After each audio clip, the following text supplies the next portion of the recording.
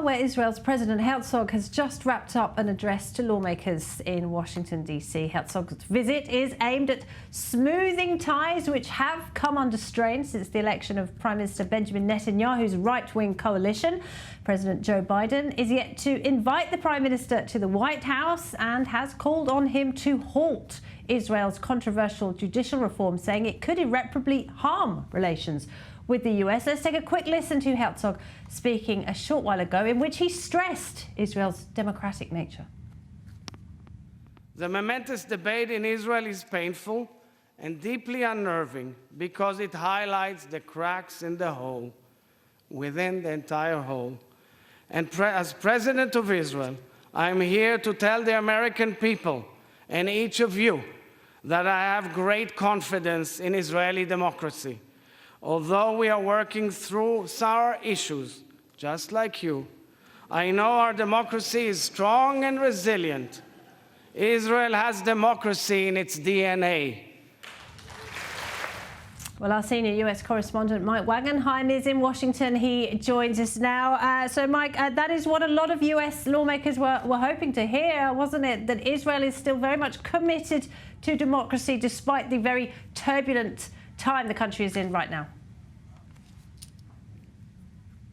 And I think the president tried to relay that there are similarities between what is happening in Israel at the moment with this fiery debate over democracy that has spilled out into the streets and what has happened in America over the last couple of years. And not to quite the same extent, but still basically saying democracy is a messy process.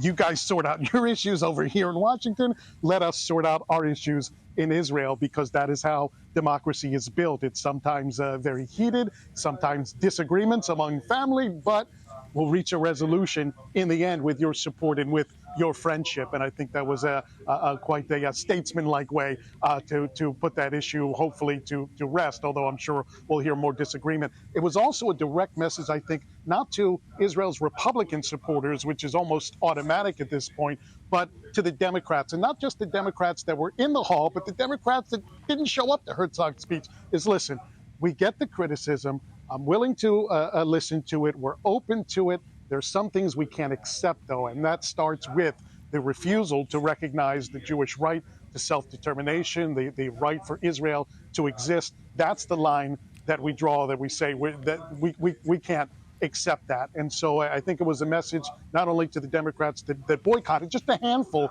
but also the ones in the room that are a little bit skeptical right now about what's happening in Israel. There are Democrats who support Israel, but right now are expressing their concern, and I think Herzog was trying to allay a lot of those concerns, because we've heard from some Democratic supporters of Israel who have said that what's happening right now with the government, with some of the policies that are going on, is we've supported Israel all this time, but if we lose the foundation of those shared values, it makes it much more difficult. So a lot of different points being made by Herzog and addressing them to specific points along the American political spectrum. He also spoke more broadly about what's happening in the region, not just the Abraham Accords, because remember, the Abraham Accords are a very recent phenomenon. He wanted to take it back years to Egypt and Jordan and showing the long, and I mean long, path to peace in the Middle East, and hopefully lay out those next steps, whether it's Saudi Arabia or more long-term, the Palestinians. But making the point again that peace cannot begin until you're willing to disavow terror. And I think that was a message to people who are growing frustrated with the lack of progress on the Palestinian front, to say, hey, if you're not willing to start here and say that terrorism isn't okay, it's not okay to pay terrorists for their actions, well, then we really can't make any progress going forward. And Mike, of course, President Herzog is at the opposite end of the political spectrum to the Prime Minister, Benjamin Netanyahu, who has just commented in the last few minutes via Twitter saying that he thought it was a good speech, an important speech. But there were echoes of Netanyahu's own speech to Congress some years ago, Mike, with Herzog warning about the threat of a nuclear Iran. That's right, and it was near the top of the speech, even before he got to much other. He laid out some of his personal experiences, but after that, it was Iran right at the top line. That's no coincidence. That is by design. It's to express right now that America can't take their eyes off the ball. You know, the Iran nuclear deal is, what, 8 years old now?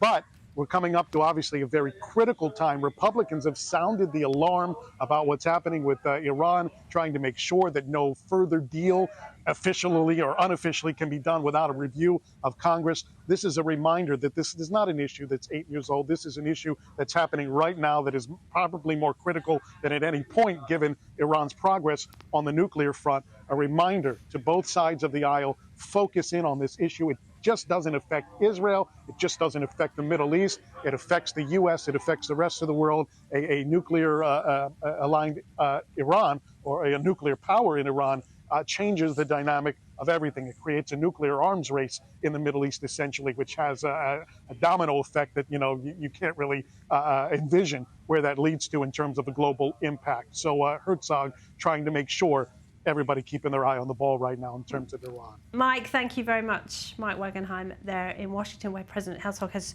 just wrapped up that speech. Well, our senior diplomatic editor, Owen Altman, is with me in the studio.